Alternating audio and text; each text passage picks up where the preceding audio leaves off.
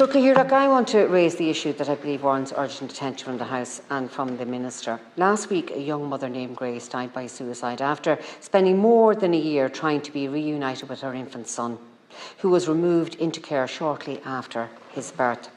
Her death is a tragedy, and I extend my sympathy to her family. However, it also compels us to look more closely at a broader issue that receives remarkably little scrutiny. International research has found that parents, particularly mothers, whose children are taken into care face significant elevated risks of self-harm and suicide. A study published in the Canadian Journal of Psychiatry found that such mothers were almost 3 times more likely to attempt suicide and more than 4 times more likely to die by suicide.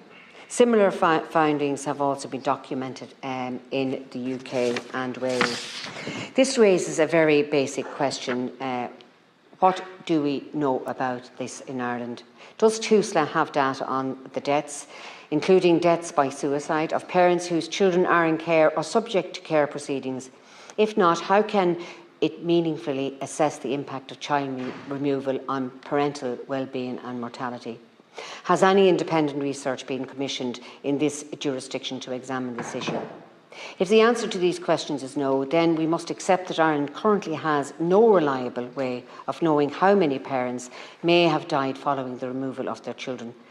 And that is not an acceptable position. In light of Grace's heartbreaking death and the clear international evidence, so I'm calling on the Minister to commission an independent national report into the mental health and mortality outcomes of parents whose children are removed into state care. Thank you. Seanad Andrews. Thanks, Chair. I'd like to agree with Senator Keogan. I think that it is important that there is more research and transparency done around the suicide and the impact of children being taken into state care. Thank you for watching.